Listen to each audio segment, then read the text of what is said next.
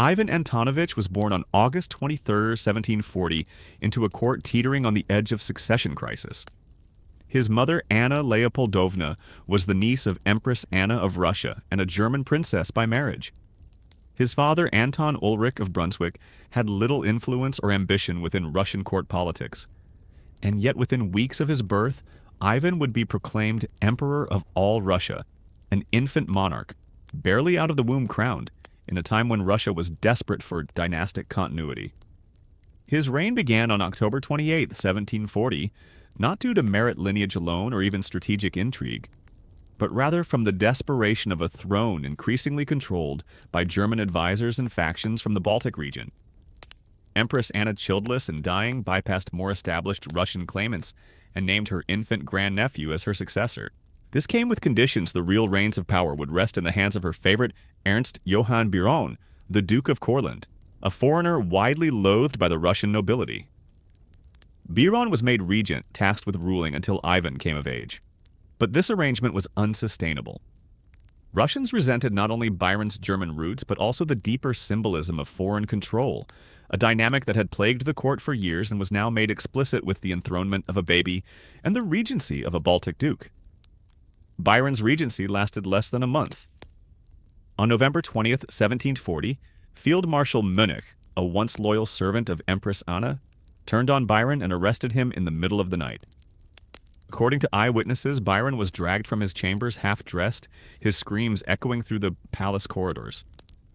The court, which had once cowered before his power, now stood silent as he was escorted into exile. Control passed to Ivan's mother, Anna Leopoldovna, who was declared regent in his place. Anna proved to be no savvier at statecraft. She lacked political instincts and was overwhelmed by the sheer magnitude of the task. Court factionalism grew more intense.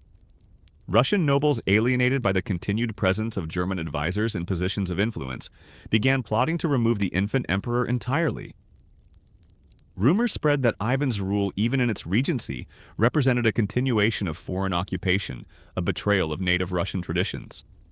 But Ivan, of course, remained unaware of all this. As an infant, he was carted from palace to palace, treated more as a symbol than a person. Paintings of the child Tsar were circulated throughout the empire, with some showing him cradled in furs beneath an enormous imperial crown, an image that only emphasized the absurdity of his position. Behind these flattering portraits, however, was a child being raised in a palace of shifting allegiances and whispered conspiracies. His short-lived rule became the background for one of the swiftest and most bloodless coups in Russian history. In December 1741, Elizabeth Petrovna, daughter of Peter the Great and a shrewd judge of popular discontent, made her move. Backed by the Preobrazhensky Guards and taking advantage of her widespread popularity, she entered the Winter Palace in the early morning hours. The guards on duty offered little resistance. Ivan, just over a year old, was quietly removed from his crib and declared deposed. No civil war followed. No loyalist faction emerged to rally to his cause. The empire accepted his fall with little more than a shrug. Elizabeth's decision to spare Ivan's life was strategic, not merciful. She ordered him imprisoned along with his entire family, exiling them to the fortress at Dunemünde and later to other remote outposts.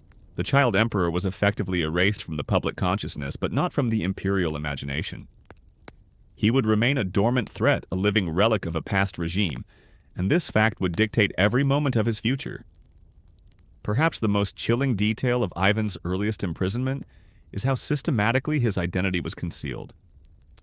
Guards referred to him only as the nameless one or the special prisoner. New personnel were rotated frequently to prevent familiarity. By the time Ivan could walk, talk, or reason, the world had already been conditioned to pretend he didn't exist. This institutional erasure, a coordinated state decision to pretend the boy emperor had never been, was not a legal solution but a psychological one. The crown didn't just want him gone, it wanted him forgotten.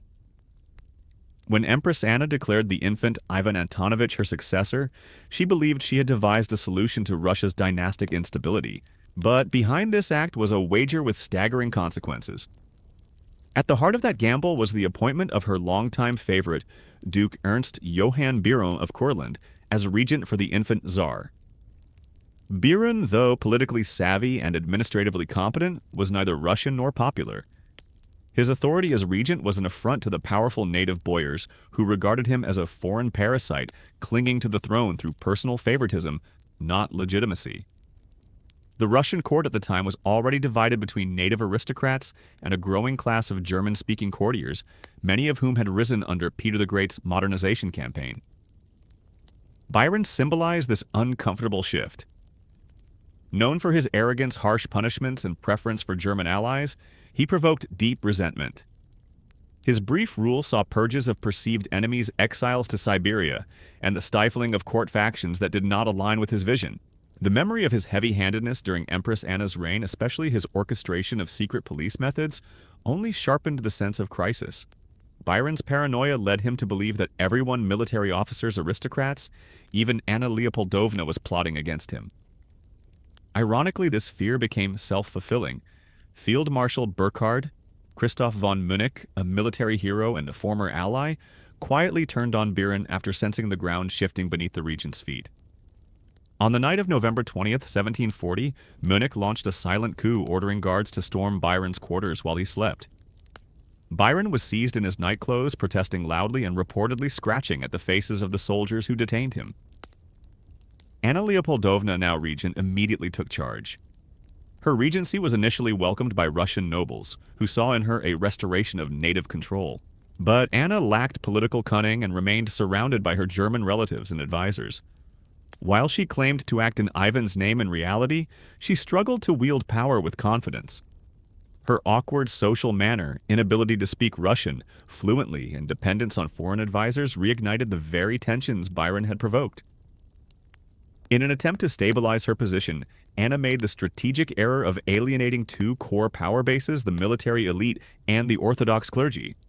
She reversed several promotions granted by Byron and replaced native commanders with imported military officers, many of them Baltic Germans. Her court became insular and distrusted. She also delayed Ivan's ceremonial coronation, raising questions about whether he would ever fully assume the throne. Amid this political fog, rumors began to spread that Elizabeth Petrovna, daughter of Peter the Great and a charismatic alternative to the regency, was preparing to act. Elizabeth's position had long been ambiguous. She had the pedigree but not the political backing. She was often dismissed as a frivolous figure more known for her fashion and court entertainments than for governance. But what she possessed was a deep well of popular support among the guards regiments and urban population.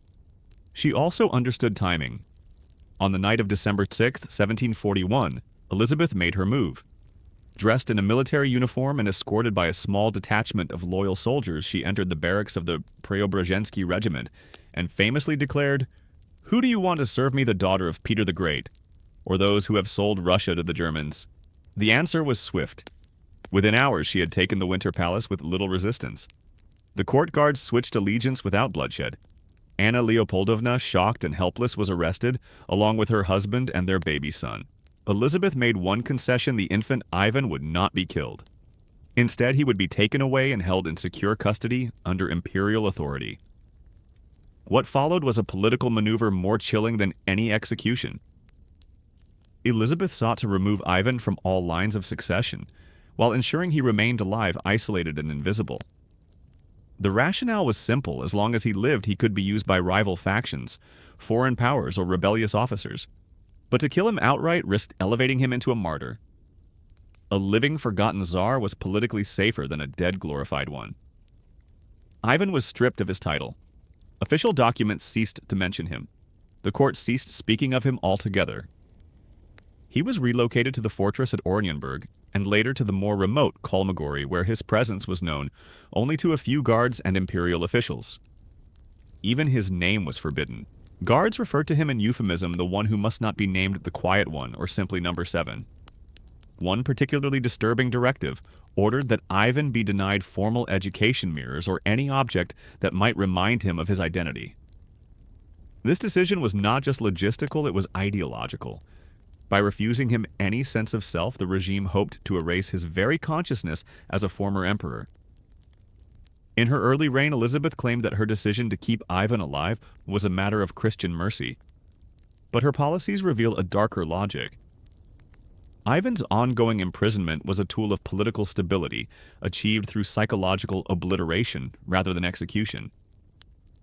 Elizabeth Petrovna's bloodless coup had spared Ivan VI's life, but it also sentenced him to a fate worse than death, political oblivion. In the months following his removal from the throne, the infant Tsar and his immediate family were moved through a series of increasingly remote and closely guarded locations. The strategy was deliberate: eliminate any possibility of rescue, rebellion, or remembrance. Ivan's identity became classified, his very existence a state secret. In public discourse, he ceased to exist entirely, and yet behind the high walls of distant fortresses, the boy who had once ruled an empire continued to breathe. The first years of his captivity were spent in Kolmogory, a frozen and isolated town in the Russian north. There he was held under the supervision of a local bishop who answered directly to the empress. His parents, Anna Leopoldovna and Anton Ulrich, were confined with him, though under harsh conditions. Unlike typical noble prisoners, they received no courtly allowances, no court physicians, and were subjected to humiliating inspections. Anna died in captivity in 1746 at just 27 years old. Her death, though unceremonious, offered one of the few documented moments of emotional human contact in Ivan's early imprisonment. A surviving account by a servant noted that Ivan, then 5, clung to his mother's body and had to be physically removed. Following her death, Ivan was separated from his remaining siblings and father, then moved to the Schlüsselburg fortress near Lake Ladoga, a location known not only for its remoteness, but also for the severity of its confinement practices. Schlüsselburg had once housed Peter the Great's political enemies, including his own sister. Now it would serve as a vault for Russia's forgotten Tsar. The transfer to Schlüsselburg marked a turning point. Ivan was no longer to be treated even as a noble prisoner. Instead, he became an object of silence and surveillance. A 1756 imperial directive outlined the exact terms of his imprisonment. Ivan was to be held in a solitary cell, forbidden all communication, denied access to books, writing materials, or even a clock. His guards were rotated every 2 weeks to prevent them from forming any attachment. New guards were instructed never to address him by name and to avoid answering questions. They were told to speak only when absolutely necessary and to refer to the prisoner as the subject. These measures were part of a calculated effort to erase Ivan's personhood without shedding a drop of blood. The state needed him alive only to deny his right to be anything more than a memory buried alive. The psychological toll of such extreme isolation on a developing child was severe and irreversible. By age 10, Ivan reportedly spoke in fragmented sentences, often repeating words or mimicking the tone of his jailers. One guard's confidential report, later found in imperial archives, stated that the prisoner sometimes wakes in the night, shouting names no one recognizes, and rocks himself for hours. He had no toys, no books, and no structured education. A makeshift chamber pot and wooden stool were the only furnishings in his cell. Even daylight was carefully rationed with narrow slits in the stone wall, allowing only brief and distorted glimpses of the outside world. Unlike more conventional political prisoners, Ivan was not tortured in the physical sense. But the regime subjected him to a uniquely cruel experiment: total sensory and social deprivation. This was in essence a long-term psychological torture designed to unravel the very idea of self. In modern terms, it bore resemblance to solitary confinement tactics, now condemned by human rights groups. It was during this phase that Ivan began to exhibit symptoms consistent with psychosis. According to later testimonies from guards and physicians who interacted with him in the 1760s, Ivan developed elaborate delusions. He sometimes claimed to be a priest, other times a soldier, and once introduced himself to a newly transferred guard as Peter the Great. He was prone to erratic gestures, scratching at the walls with his fingernails and speaking to imaginary voices. When asked to read or write, he could not remember the alphabet, suggesting his early education, if any, had long since atrophied. But perhaps the most disturbing account came from a lieutenant who supervised the fortress's food deliveries. In a private letter smuggled out to his brother, he described opening the cell hatch to find Ivan staring directly at the door, having apparently stood there for hours. When the lieutenant asked what he was doing, Ivan reportedly replied, "Waiting for someone to remember me." These glimpses into Ivan's mental state were rare and carefully censored. Elizabeth Petrovna forbade any public record of his condition. Physicians were instructed to file their reports directly to the imperial chancellery, bypassing even fortress commandants. Guards who became too sympathetic were quietly reassigned or in one case imprisoned themselves for excessive familiarity. Meanwhile, the world outside moved on. Elizabeth died in 1762, and her successor Peter III briefly considered freeing Ivan. But Peter's own reign was short-lived, lasting only 6 months before he was overthrown in a coup, led by his wife Catherine the Great. Upon seizing power, Catherine faced the same question that had haunted Elizabeth: what to do with the child emperor turned man now in his early 20s, locked in a fortress and known only to a handful of officials. For Catherine, the stakes were higher. Ivan, though broken and largely incoherent, remained a powerful symbol. Monarchist factions, particularly those who saw Catherine's German roots as illegitimate, could rally around him. Foreign powers might use him as a bargaining chip or excuse for intervention. And if news of his survival ever leaked to the Russian public, he might become a figure of popular sympathy. It was in this context that Ivan's imprisonment shifted from indefinite to terminal. By the time Ivan VI reached adolescence, his confinement had ceased to resemble imprisonment, and more closely resembled a controlled mental experiment. At Schlüsselburg Fortress, his isolation was total. He was permitted no contact with the outside world, no books, no writing tools, and no letters. The only human interaction he received came from rotating guards who were forbidden to speak to him beyond commands. Even eye contact was discouraged. Ivan was now a legal non-entity, uncrowned, unnamed, and unheard. The boy who had once held the Russian imperial seal now lived inside a stone cell, barely larger than a peasant's hut. Food was passed through a hatch. His bed was a plank, his toilet a pail. Cleanliness was haphazard and medical attention irregular. Imperial orders had been explicit. Ivan was not to be harmed, but he was to be denied everything that could strengthen his spirit or sharpen his mind. It was not enough to control him physically, he had to be dismantled psychologically. By his early teens, signs of mental disintegration were becoming impossible to ignore. He developed repetitive motor behaviors, pacing for hours in exact geometric patterns, tapping on walls in coded rhythms, and whispering conversations with no apparent addressee. On at least 2 occasions, guards reported that he had clawed at his own skin in episodes of what they described as fevered terror. A physician summoned from St. Petersburg noted in a secret report that the prisoner exhibited emotional incoherence, delusional content, and absence of spatial reasoning, though he was docile and obedient. No one called him Ivan. In imperial correspondence, he was designated only as subject number 1. Even among the guards, euphemisms prevailed: the hollow one, the husk, or simply the boy. The longer he lived, the more surreal his existence became: a man whose past was erased, but whose body remained a legal liability. Despite or because of this living oblivion, rumors of Ivan's condition began leaking beyond the walls. Some originated from guards who had rotated through the fortress and spoken vaguely of a ghost child or the mad one in the tower. Others came from intercepted letters from Peter III, who during his short reign considered reinstating Ivan as a puppet czar. But Catherine II had no intention of entertaining such plans. When Catherine the Great took power in 1762, she inherited more than a throne. She inherited a secret. 1 year into her reign, she reviewed the state of high-security prisoners and reportedly asked, "Is he alive?" Her advisors confirmed that Ivan still breathed, but added that he could neither rule nor reason. Even so, Catherine understood the symbolic potency of an imprisoned former Tsar. Ivan's existence was a gun left loaded in a locked drawer. He might never fire, but someone might find the key. To mitigate this risk, Catherine instituted a new level of secrecy. All future reports concerning Ivan were to be hand-delivered, read only by her, and destroyed after review. Orders to the fortress grew more precise. Under no circumstance was Ivan to be moved, seen, or spoken of beyond a narrow chain of command.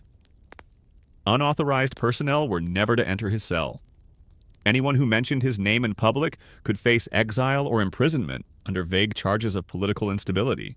One of the most psychologically disturbing episodes of Ivan's captivity occurred around his 20th birthday. A newly assigned guard, unaware of the precise protocols, reportedly asked Ivan his name. After a long pause, Ivan replied, "I don't remember, but I was someone." The response passed through internal memos horrified Catherine's court. This single sentence, tragic in its simplicity, was viewed not as a symptom of recovery, but as a threat. Even stripped of memory, Ivan had uttered the most dangerous word of all identity. In response, Catherine ordered that Ivan be placed under direct observation day and night. The lighting in his cell was adjusted to prevent him from distinguishing time. Food rations were randomized. Guards were instructed to disrupt his sleep if he developed any predictable rhythms. This was not neglect. It was psychological disruption by design. Later reports describe Ivan descending further into incoherence. He developed a fear of mirrors, though none were permitted in his cell, and at one point tried to smear soot across the stone walls to trap the shadows. He refused food sporadically and once attempted to gouge out one of his own eyes before being restrained. A physician treating him described his behavior as demented yet lucid in fragments, noting that he occasionally recited fragments of Orthodox prayers, military drills, or German lullabies, perhaps echoes from his early childhood, long buried but not erased. What made Ivan's condition so tragic was not simply his madness, but its deliberate construction. Every detail of his environment, the silence, the absence of names, the sensory void was a scaffold built for mental collapse. And yet he clung to life. Unlike prisoners who were broken into compliance, Ivan never became docile enough to forget that he was once more than subject number one. As his 25th birthday passed, he began speaking aloud to imaginary courtiers. "You may enter," he once said to a blank wall. "The Empress will see you now." In another episode, he saluted a broomstick and issued an imperial decree pardoning all prisoners. These rituals were not simply madness. They were simulations of power, fragile acts of defiance constructed in the ruins of a forgotten mind. To those few who witnessed it, Ivan's condition was a study in controlled decay. He was no longer a threat by action. He could barely form complete sentences, but he was a constant threat by memory. As long as he lived, the regime could never truly forget him. The fortress could not unhouse him. The empire could not unwrite him. He had become a living contradiction, a man no one acknowledged, but everyone feared. By the late 1760s, Ivan VI had become a specter within Schlüsselburg Fortress, a man physically alive but intellectually and socially dismantled. Though still a state secret, he remained a dangerous liability. For nearly 3 decades, the Russian state had ensured that his body survived while his mind atrophied. But even total erasure could not extinguish what Ivan represented, a former Tsar imprisoned without trial, and a symbol around which dissent could coalesce. The walls that kept him in were not just made of stone. They were fortified with fear among the elite that someone might try to release him. The paranoia was not unfounded. Whispers of Ivan's survival reached sympathetic ears within the Russian officer corps. These were not large-scale plots. Rather, they were private convictions held by young idealistic officers who saw Catherine's rise to power as illegitimate. For some, restoring Ivan, no matter how broken he might be, represented a symbolic cleansing of the monarchy's recent sins. In 1764, that ideological hope crystallized into action. A 23-year-old lieutenant named Vasily Mirovich was assigned to Schlüsselburg as part of a routine guard rotation. He was ambitious, pious, and politically naive. Mirovich had heard vague rumors of a secret prisoner hidden deep within the fortress, one whose identity was never spoken aloud, but whose existence had become an open secret amongst certain regiments. When he arrived and discovered that a high-security cell existed under constant surveillance accessible only by senior officers, his suspicions deepened. Mirovich soon learned the truth: Ivan VI was alive and confined within that very cell. Unlike his predecessors, Mirovich was not content to play along. He came to believe that his duty as a Russian patriot and a servant of divine right monarchy required him to act. In a letter drafted weeks before his coup attempt never sent, he wrote the throne must be returned to its lawful bearer, even if that bearer remembers nothing of the world. The plan he devised was both daring and naive. On July 5, 1764, Mirovich quietly recruited a handful of fellow soldiers convinced that they would receive popular support if they could free the true Tsar. He believed that once Ivan was liberated, he could be presented to the Russian people who would recognize his name and rally around him, dethroning the German-born Catherine and restoring the proper Romanov line. But Mirovich failed to realize that Catherine had already prepared for this possibility. Years earlier, she had issued a sealed directive to Schlüsselburg's commanders. If anyone attempted to free Ivan VI, he was to be executed immediately.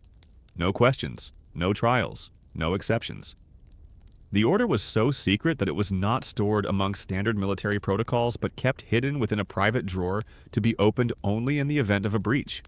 At dawn on July 5th, Mirovich made his move. He and his small group of conspirators overwhelmed the fortress's main gate, disarmed the outer guard, and demanded access to the high security wing.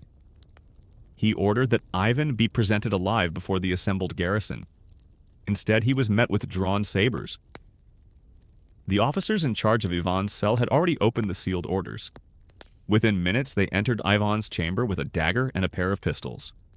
Accounts of what happened inside the cell vary. One report claimed that Ivan, now 23, greeted them with confusion. Another said he screamed incoherently and retreated to a corner. A more disturbing version, later suppressed by censors, alleged that Ivan offered no resistance at all, standing silently as one officer plunged a blade into his chest. In total, he was stabbed multiple times and died within minutes. The assassination was efficient and deliberately unceremonious. Ivan's body was wrapped in linen and buried beneath the fortress grounds in an unmarked grave. No funeral, no rites, no record in the imperial calendar. Mirovich, meanwhile, was arrested and brought to trial. His proceedings were swift. The empress, concerned that his rebellion might spark copycats, ordered a public execution. He was beheaded in St. Petersburg before a silent crowd. Catherine made sure the incident was framed not as a rebellion against her authority, but as a rogue act of madness. State newspapers reported Mirovich as deluded, misled, and hysterical. The word Ivan was never printed, but Catherine's true reaction was one of quiet alarm. She had gambled that Ivan's psychological collapse would be enough to render him harmless. Mirovich's attempt proved otherwise. In life, Ivan had represented little more than a cautionary tale.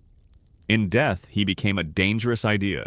To ensure there would be no shrine, no martyrdom, Catherine ordered the complete destruction of all official records related to Ivan VI's imprisonment.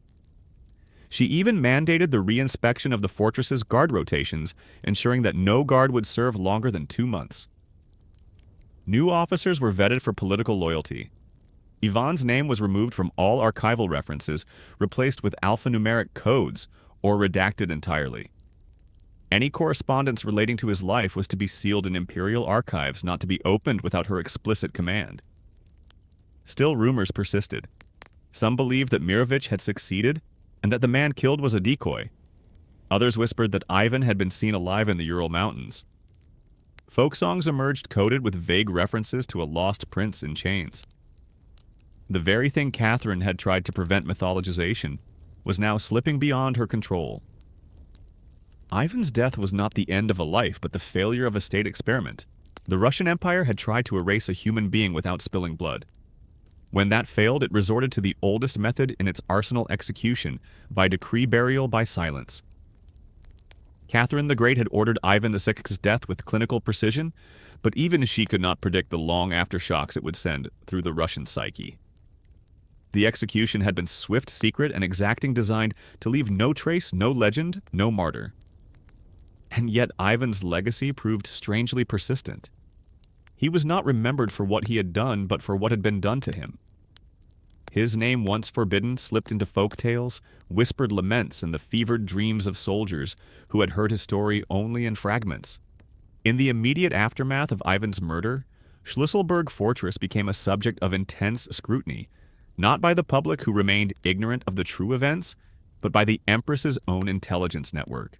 Catherine knew that if even a single document escaped destruction, or if one guard turned sympathizer, the delicate illusion of Ivan's non-existence would collapse. As a result, she authorized an unprecedented sweep of internal records. Logs were rewritten, duty rosters purged. Reports filed under Incident July 5, 1764 were reduced to terse euphemisms like disturbance suppressed or classified subject neutralized. One of the few surviving internal memoranda discovered over a century later details a chilling follow-up order: ensure that the cell be sealed, whitewashed, and reassigned. Nothing is to remain, not even the latch. The message was dated just days after Ivan's death. It reveals the obsessive lengths to which the regime went to not only kill a man, but sterilize his memory. But Catherine's paranoia did not end with Ivan.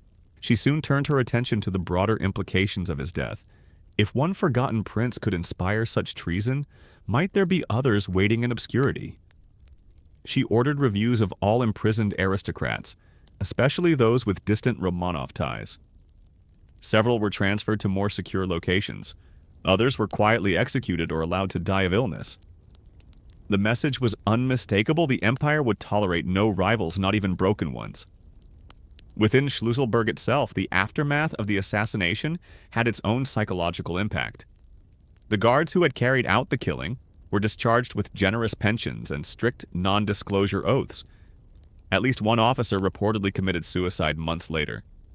Another, interviewed decades afterward, could not recall Ivan's face but remembered the silence of the act. He did not cry out, he told a visitor. That was the worst part. And yet the fortress could not escape its new reputation. Within military circles, Schlüsselburg became known as the Tomb of the Living. New officers assigned there regarded it as a punishment post. Superstition began to creep in. Some claimed to hear whispering behind sealed walls. Others refused to sleep in the high-security wing. A single graffito carved into a stone near Ivan's former cell read simply, "He was, and we were not." Outside the fortress, Ivan's story was largely unknown to the general population. Official histories omitted his reign entirely, jumping from Anna's death to Elizabeth's ascension without mention of the interregnum.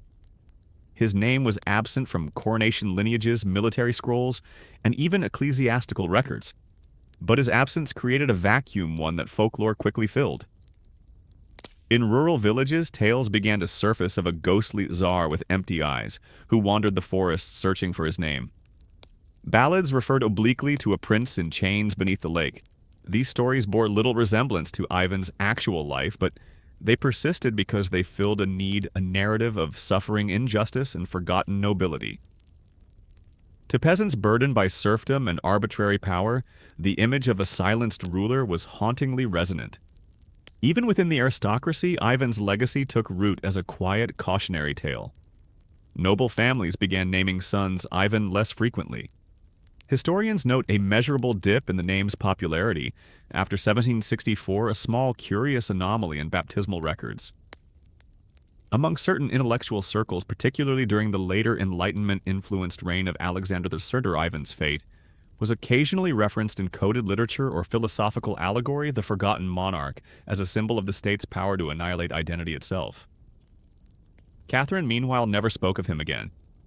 In her memoirs, Ivan VI is mentioned only once and not by name. She refers obliquely to the unfortunate matter at Schlüsselburg, and only to affirm that order had been maintained. Her silence was intentional. To acknowledge the moral cost of Ivan's imprisonment and death would be to admit that the foundations of her reign rested in part on a corpse buried in an unmarked pit. What Catherine understood but could not control was that Ivan had become something more potent than a rival. He had become a mirror. His story reflected the extremes to which power would go to protect itself. The empire had bent every mechanism, military, legal, psychological, and theological, to destroy one man without leaving a stain. And yet the stain remained invisible but felt. One of the more obscure consequences of Ivan's assassination emerged decades later in the form of palace architecture. During a renovation of Schlüsselburg in the early 1800s, engineers discovered a bricked-up passage behind a wall. Inside was a small room with no furnishings, no windows, and a single iron ring bolted to the floor. No records existed of its construction or purpose. The overseer of the renovation described it as an oubliette, perhaps a cell that held silence rather than men. Whether it was Ivan's original holding cell or another secret chamber remains unknown, but it stood as a mute testament to a strategy of erasure that had failed to fully erase. Ivan VI never ruled. He never issued a decree. He never fought a battle, wrote a letter, or delivered a speech. And yet in death he had outlived the silence that buried him. The death of Ivan VI at Schlüsselburg in 1764 had effectively closed a chapter that many in the Russian court would have preferred had never existed.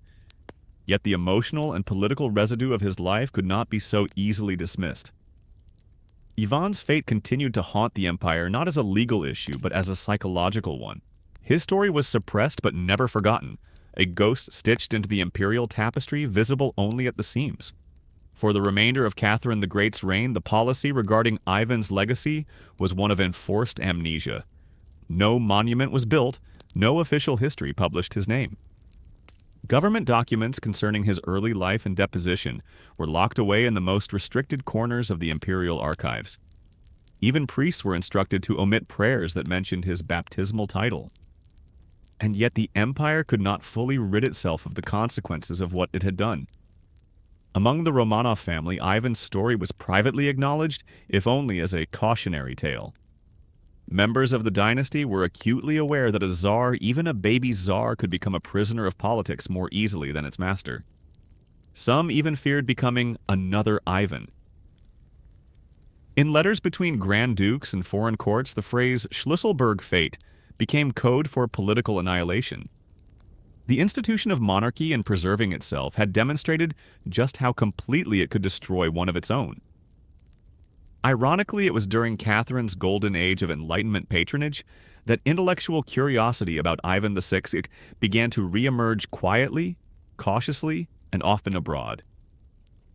European philosophers who admired Catherine for her progressive reforms were unaware of the clandestine blood she had shed to secure her throne. But Russian émigrés, diplomats, and a handful of dissenting thinkers began to piece together fragments of Ivan's life, often through coded references in correspondence or carefully guarded family oral histories. One such figure was the historian Nikolai Karamzin, whose later writings would hint without naming names at the unthinkable tragedy of a forgotten sovereign. Although Karamzin avoided direct criticism of Catherine, his allusions were unmistakable to those familiar with imperial secrets. In his private notes, he described Ivan as a mind destroyed by silence, a soul erased not by God, but by decree. The empire's handling of Ivan's memory reflected a broader truth about Russian autocracy, that power was sacrosanct, and its preservation justified even the most inhuman measures. Ivan's life posed no actual threat to Catherine after his mental collapse, yet his existence as a symbol remained intolerable. His death was not a solution to a crisis. It was the final page of a systemic effort to destroy not merely a person, but the idea that the crown could ever be vulnerable. And yet vulnerability found other outlets. Following Ivan's death, a series of imposters and false claimants appeared, each pretending to be the murdered Tsar. Most were quickly discredited, arrested, or simply mad. But the fact that they emerged at all, and in some cases gained a following, suggested a lingering hunger for justice, or at least for meaning. In one notable case from 1770, a peasant man claiming to be Ivan was apprehended near Smolensk. When interrogated, he wept and insisted, "I do not remember being Tsar, but I feel it in my bones." He was executed within a week. Such figures, while politically insignificant, reflected the psychological void Ivan had left behind. The Russian people may not have known the details, but they understood in some visceral way that their empire had once imprisoned a child who wore a crown, then murdered him in silence. This collective awareness never quite surfaced in public discourse, but it lingered beneath the surface, shaping the way Russians viewed power, obedience, and betrayal. Within Schlüsselburg itself, Ivan's physical presence was erased with remarkable thoroughness. His cell was repurposed as storage. His grave, if indeed he was buried within the fortress, was left unmarked and undocumented. Later renovations removed even the floor stones from his wing. When a British traveler visited the site in the early 19th century and asked about the former prisoner, his guide responded with a chilling phrase: "There are no prisoners here, only walls. Yet the walls remembered." Decades later, under the reign of Alexander the Fur, a government commission tasked with reviewing prison conditions uncovered a forgotten ledger from the 1750s. Among its entries was a single line: Cell 13 subject exhibits compliant behavior. Speaks rarely, shows no recognition. The subject was unnamed.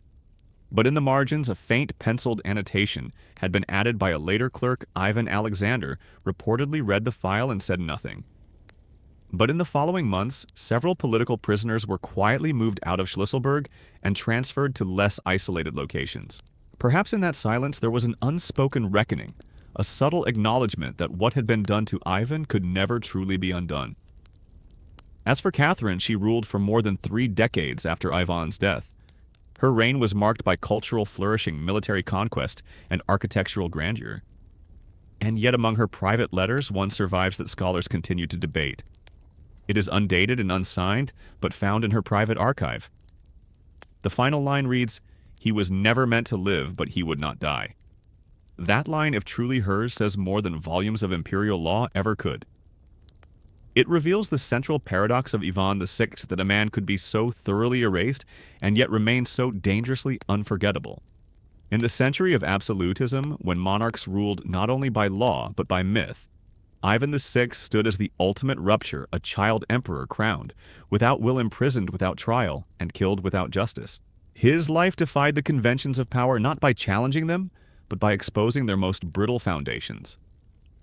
And in the aftermath of his death, a question lingered uncomfortably in the corridors of Russian authority. If the state could do this to a crowned Tsar, what protection remained for anyone else? After Catherine the Great's death in 1796, her son Paul, I inherited more than her throne, he inherited her secrets. Paul had long nurtured resentment toward his mother for sidelining him politically. He styled himself as a reformer, a corrector of imperial misdeeds.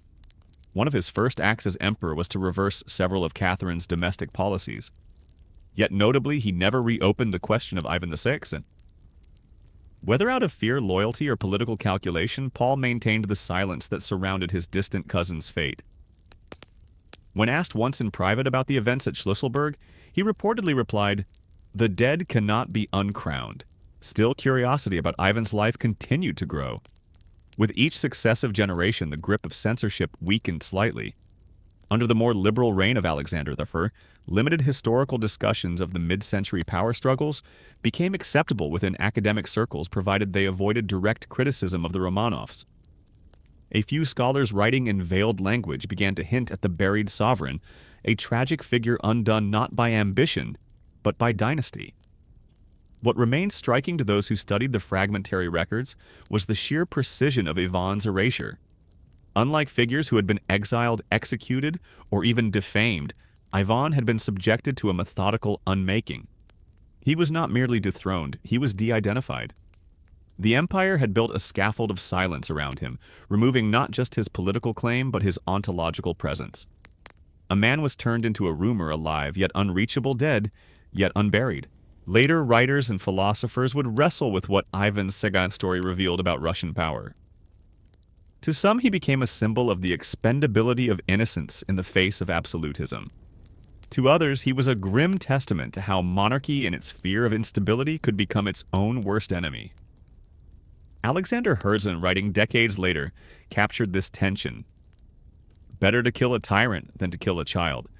But in Russia, it is the child who must die quietly in the dark.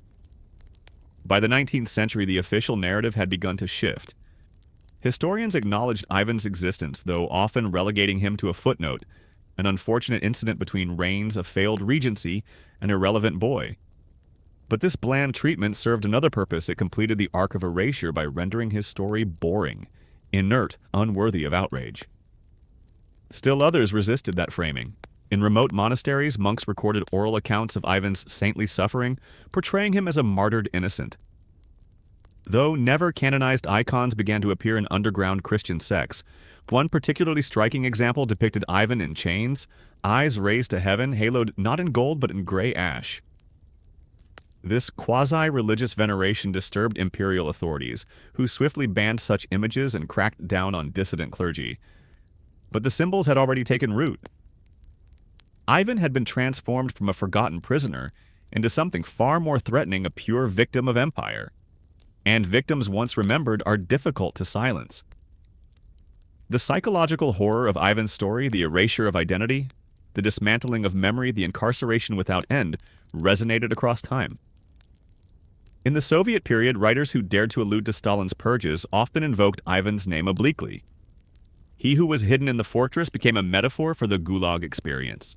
A suppressed novel by Varlam Shalamov even included a character who dreams of a boy in a windowless cell, whispering, "I was born wearing a crown." In the late 20th century, post-Soviet historians revisited Ivan's life with renewed urgency. Newly declassified documents revealed the full extent of his confinement and Catherine's secret orders. Academic symposia began reassessing his reign, however symbolic, as a case study in the weaponization of silence. Plays, poems, and films emerged, all grappling with the haunting question: what happens to a nation when it must destroy a child to survive? Today, Ivan VI remains a paradox. An emperor with no rule, a prisoner with no crime, a corpse with no grave. His story is not one of triumph or even resistance, but of erasure so complete that it became unforgettable. And in that contradiction lies his enduring power, not as a monarch nor as a historical footnote, but as a mirror held up to every regime that has ever valued stability over humanity. His cell is gone. His name was once forbidden. But the memory remains not in state archives, but in the very architecture of fear that shaped modern autocracy. Ivan's life is a warning that when power devours even its most harmless heir, it inherits not peace, but a ghost. The life and death of Ivan VI offer no clear moral, no redemptive arc, and no heroic resistance. Instead, his story lingers precisely because of its unresolved cruelty. A child crowned Tsar before his first birthday, Ivan became an unwilling symbol of imperial vulnerability, a living contradiction that Russia's rulers could not tolerate.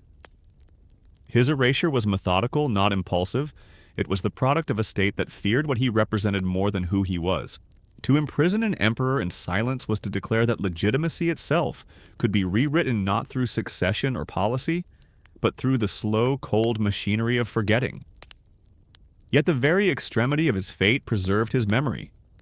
Though stripped of identity, voice, and name, Ivan became a cautionary echo in Russian consciousness, a figure used to understand the limits of obedience, the cost of loyalty, and the fragility of dynastic power. In the centuries that followed, his image, fractured and mythologized, would reappear not in official histories, but in poetry whispers and quiet acts of remembrance. Ultimately, Ivan VI is not remembered for what he did, but for what was done to him. And in that inversion lies the depth of his significance. His story is not one of action, but of consequence, not of agency, but of abandonment. He forces us to confront a question that transcends empires. What does it mean when a state must destroy a life to preserve its image, and who haunts that image afterward? Ivan's silence was meant to protect the throne. But in the end, that silence spoke louder than any decree,